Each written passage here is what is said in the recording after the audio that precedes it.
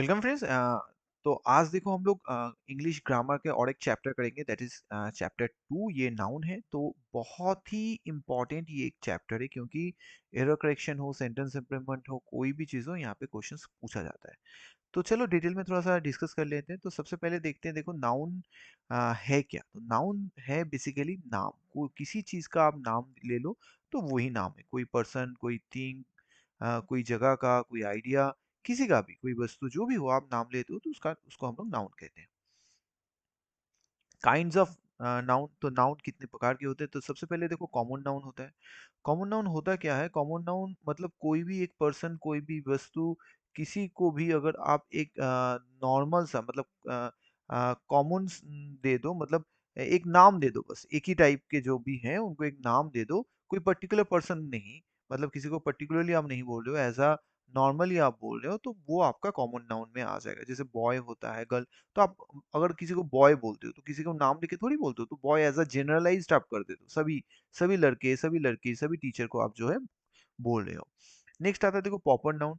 ये बेसिकली क्या है? प्रॉपर नाउन कॉमन का ऑपोजिट है। ये पर्टिकुलर पर्सन को आप बताते हो, कोई भी एक पर्टिकुलर बंदा है, किसी का भी कोई जगह का नाम हो, किसी पर्सन का नाम हो, तो आप जो है इसको प्रॉपर नाउन बोलते हो। जैसे दिल्ली एक जगह का नाम हो गया, सानिया एक लड़की का नाम हो गया, इंडिया कंट्री का नाम, जुपिटर प्लैनेट है।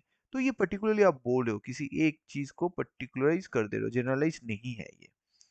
फिर आता है कलेक्टिव नाउन। कलेक्टिव नाउन मतलब क्या होगा? कलेक्टिव वर्ड को अगर आप पकड़ोगे तो कलेक्टिव का मतलब ही होता है कलेक्शन। कलेक्शन क्या? पर्सन का हो सकता है, वस्तु का हो सकता है। एज अ होल अगर आप उसके बारे में बताओगे तो वो कलेक्टिव नाउन हो जाएगा। जैसे कमिटी, क्राउड, मॉब, क्लास, जो भी है आप कलेक्टिव नाउन बोलोगे। एब्स्ट्रैक्ट नाउन क्या है? तो एब्स्ट्रैक्ट नाउन है बेसिकली देखो, ये कोई क्वालिटी, आपका क्वालिटी कुछ है, आइडिया कोई आप सोच रहे हो, कोई कंसेप्ट है, कोई स्टेट है, तो उसके बारे में अगर उसको नामकरण आप करोगे, नाम दोगे, तो वो आपका एब्स्ट्रैक्ट नाउन होगा। जैसे ऑनेस्टी हो गया, ब्यूटी हो गया, यूथ हो गया, डेथ हो गया, तो ये सभी एब्स्ट्रैक्ट नाउन में आ जाएगा।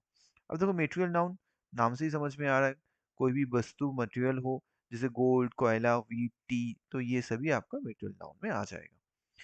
फिर आता है देखो नंबर। नाउन का नंबर, एक तो है सिंगुलर, एक है प्लूरल। जेंडर में क्या आएगा? Masculine, feminine, neutral. ठीक है, तो मैस्कुलिन में क्या है? आपका जो भी मैन एंड उसका पावरफुल स्ट्रॉन्ग दिखाने के लिए मैस्कुलाइन आता है।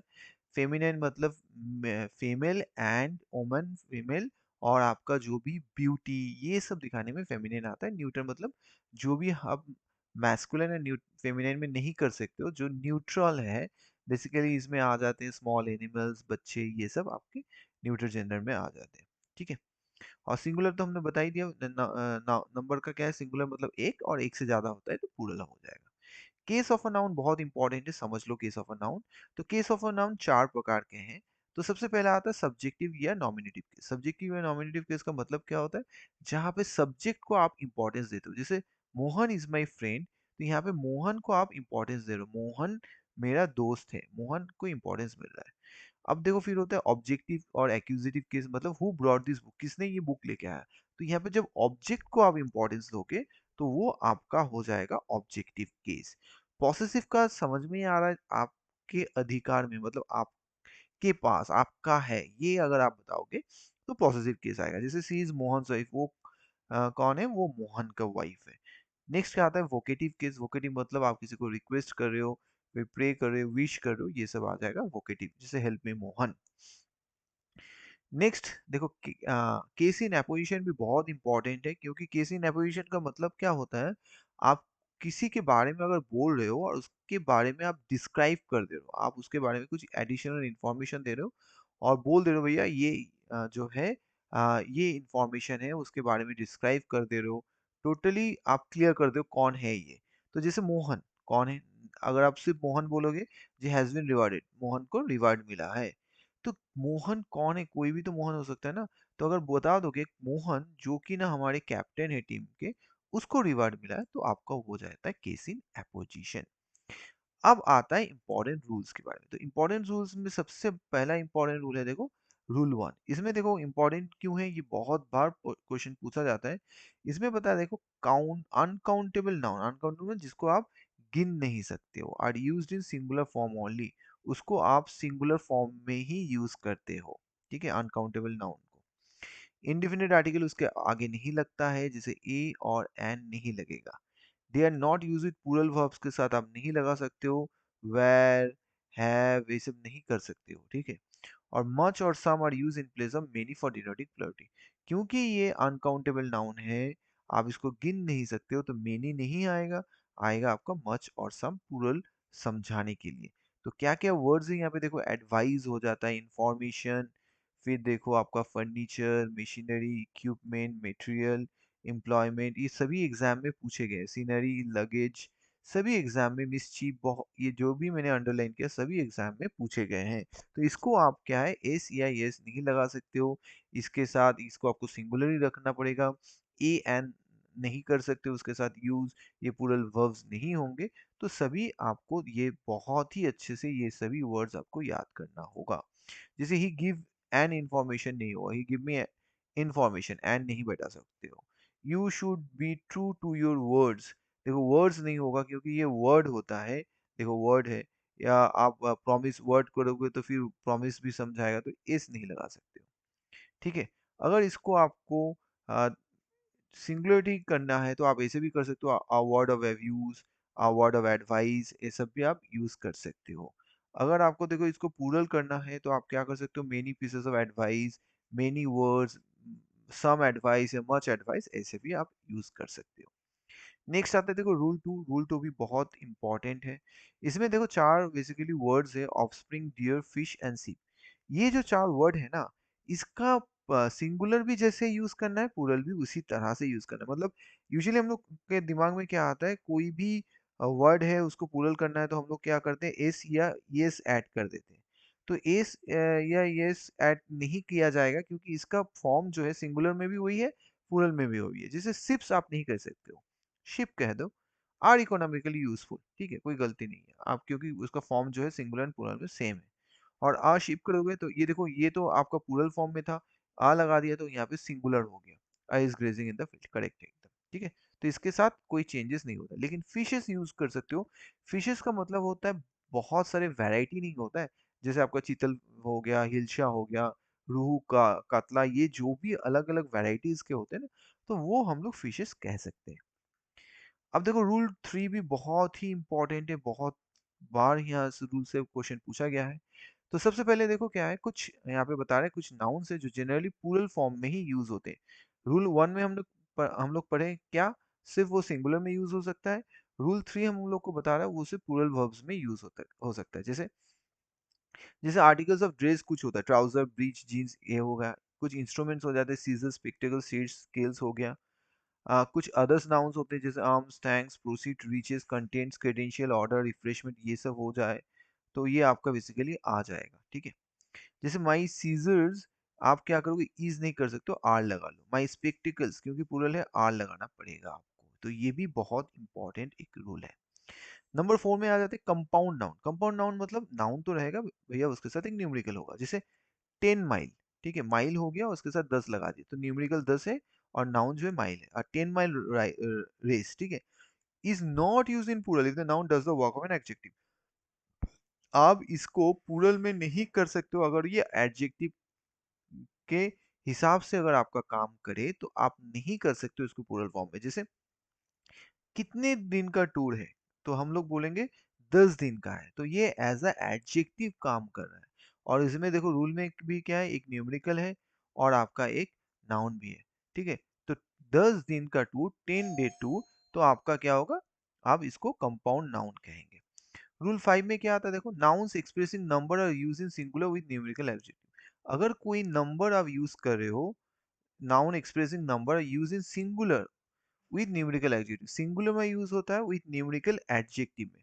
ठीक है, जैसे 200, 2000, 5 डजन, 2 स्कोर, 2 मिलियन, तो ये क्या है, नाउन एक्सप्रेसिंग नंबर है। जैसे 100 होता है, ये एक्सप्रेस कर रहा है नंबर का। ये singular with numerical adjective, singular में ही इसके यूज होता है। जैसे आई गेव हिम 200, तो 200 नहीं बोलेंगे, एस नहीं बैठाओगे, आई गिव हिम 200। ठीक है, इसको सिंगुलर में ही आपको यूज करना पड़ेगा अगर आप इसको न्यूमेरिकल एडजेक्टिव के साथ यूज कर रहे हो तो। रूल सिक्स में देखो, use of apostrophe S. Apostrophe S का यूज कैसे करोगे, ये एपोस्ट्रोफी यूज का एस कैसे करना पड़ेगा? The use of apostrophe with S is not correct in the use of non living things. Non living things के साथ आप एपोस्ट्रोफी एस नहीं यूज कर सकते हो। इसको सिर्फ और सिर्फ आपके लिविंग थिंग्स के साथ ही करना पड़ेगा। टाइम के साथ भी कर सकते हो, वेट के साथ कर सकते हो, डिस्टेंस, अमाउंट या पर्सोनिफाइड नाउन्स। किसी नाउन को अगर आप पर्सोनिफाई कर देते हो, ठीक है, तो उसके साथ भी कर सकते हो। जैसे द टेबल्स वुड नहीं बोल सकते हो क्योंकि इनकरेक्ट है, टेबल जो है एक नॉन लिविंग है। बॉयज हैंड्स बोल सकते हो, ये चलेगा। Two nouns in the possessive case denote plural form. Two nouns in possessive जो केस है, तो वो क्या होता है, वो डिनोट करता है प्लूरल फॉर्म का। When apostrophe S is used with one noun it is express singular form. अगर मान लो दोनों एक ही साथ है, अगर एपोस्ट्रोफी एस एक ही साथ होगा तो वो सिंगुलर हो जाएगा।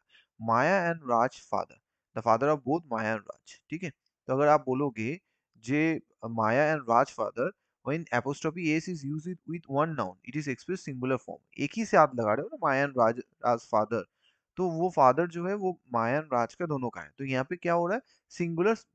ये क्लियरली मैसेज आपको दे रहा है।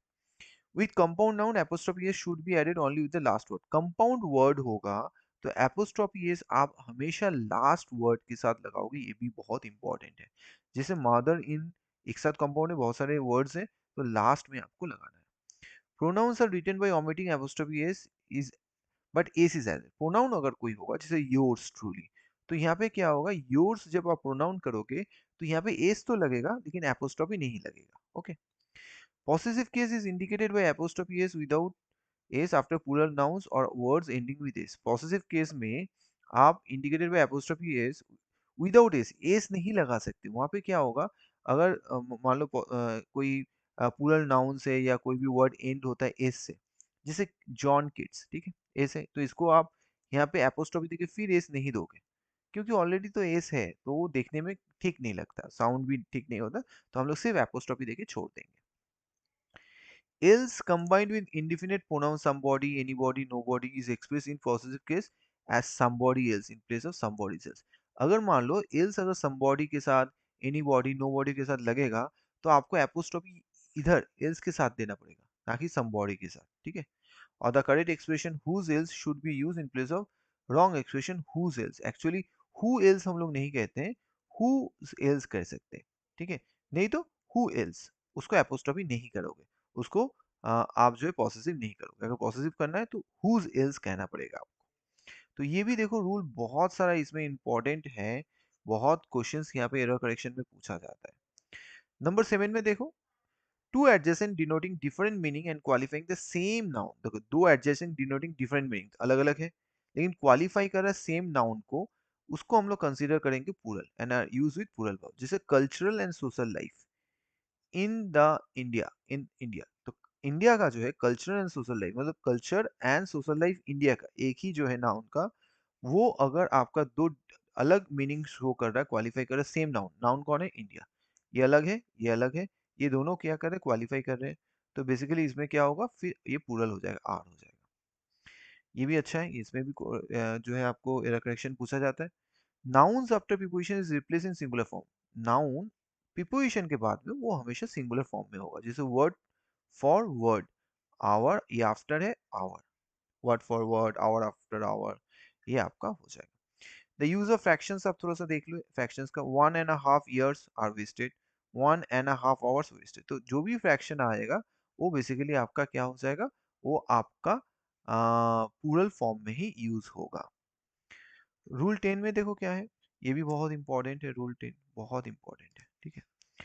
इसमें क्या बता रहा है, student is required to study the plural form of certain nouns carefully, such nouns along with plural forms are given below. जैसे कमांडर इन चीफ, कमांडर्स, यहाँ पे एस आएगा। Major general, major generals, attorney general, general attorneys आएगा, यहाँ पे s आएगा, ठीक है। ये भी कुछ कुछ है, बहुत ही इंपॉर्टेंट यहाँ पे पूछा जाता है। रूल 11 देख लो, there are some collective noun use with are use in plural verbs. कुछ कलेक्टिव नाउन्स है वो हमेशा प्लूरल वर्ब्स में यूज होता है, जैसे cattle, gentry, peasantry, poultry, clergy, people, majority, folk, फिर कमेटी, ज्वेरी, ये सभी जो है आपका प्लूरल वर्ब्स में आएगा। लेकिन are use with singular verbs when they are used as a both और group as not as a member. ये इंपॉर्टेंट है, देखो ये बहुत इंपॉर्टेंट, इसमें समझाता हूँ मैं। जैसे कमेटी है, मान लो 5 जन का कमेटी है, तो वो कमेटी, अगर आप बोलोगे जो कमेटी ने एक साथ कोई निर्णय लिया है, दे हैव डिसाइडेड समथिंग, ठीक है, तो वो अगर एक साथ अगर लेंगे तो आपको वो सिंगुलर हो जाएगा। लेकिन आप बोलोगे नहीं, पांच में से तीन फेवर में, दो फेवर में नहीं है, तब वो डिवाइड हो जाता है इंडिविजुअल मेंबर्स में, तब आपका प्लूरल हो जाएगा। नहीं तो अगर एक साथ वो लोग कहेंगे तो वो आपका सिंगुलर हो जाएगा। when these nouns denote members or individuals, ये आपका प्लूरल फॉर्म हो जाएगा, नहीं तो आपका सिंगुलर ही रहेगा। तो देखो, cattles are grazing in the field, तो हम लोग क्या है इसका कैटल बोलेंगे, कैटल्स नहीं बोलेंगे, कैटल होगा। मेजोरिटी इज इन फेवर, देखो मेजोरिटी इन इज फेवर जब बोलोगे, तो मेजोरिटी मतलब आप बोलो भैया 10 में से 7, ऐसे हिसाब से मेजोरिटी हम लोग बोलते हैं, या 10 में से 8। तो जब मेजोरिटी आप बोलोगे तब उसको सिंगुलर नहीं, क्योंकि ये तो एक साथ नहीं हुआ, तो इसको आपको आर करना पड़ेगा। तो ये भी रूल बहुत इंपॉर्टेंट है, बहुत बार पूछा जाता है। रूल 12 देख लो, यहाँ पे सम ऑफ द नाउन्स जो एंड होता है एस या एस, बट वो सिंगुलर होता है, भले एस या एस से खत्म हो, लेकिन भैया वो तो है एक नॉर्मल सिंगुलर ना। जैसे मैथमेटिक्स, मैथमेटिक्स तो एक सब्जेक्ट है, भले वो एस से खत्म हो। फिजिक्स भी सब्जेक्ट है, एस से खत्म हो। मैकेनिक्स भी, तो ये भले एस से, तो हम लोग का एक नॉर्मल सा हम लोग मान लेते हैं ना, कोई भी वर्ड अगर एस या एस से खत्म हो तो वो प्लूरल ही होता है। तो ये मेंटेलिटी आपको चेंज करना पड़ेगा। क्यों? क्योंकि इसका स्पेलिंग ही ऐसा है, इकोनॉमिक्स, स्टैटिस्टिक्स, पॉलिटिक्स, वही है। तो उसी लिए आपको क्या है, आपका चेंज करना पड़ेगा। तो ये आपका जो है लर्निंग का जो भी है, ये सभी सिंगुलर है। लेकिन स्टैटिस्टिक्स सब्जेक्ट इज सिंगुलर, लेकिन स्टैटिस्टिक्स जब कलेक्शन ऑफ डेटा हम लोग कहेंगे तो ये फिर प्लूरल वर्ब हो जाएगा। डिजीज में आ जाता है, देखो मम्स, मीजल्स, रिकेट्स हो जाएगा। स्पोर्ट्स में बिलियर्ड्स, एक्वेटिक्स, जिम्नेटिक्स, सब सिंगुलर है। फिर कुछ बुक्स आता है ना, जैसे Arabian Nights, War and Peace, Gulliver's Travels, Three Musketeers, तो ये सभी जो है आपका सिंगुलर, भले वो एस से खत्म हो।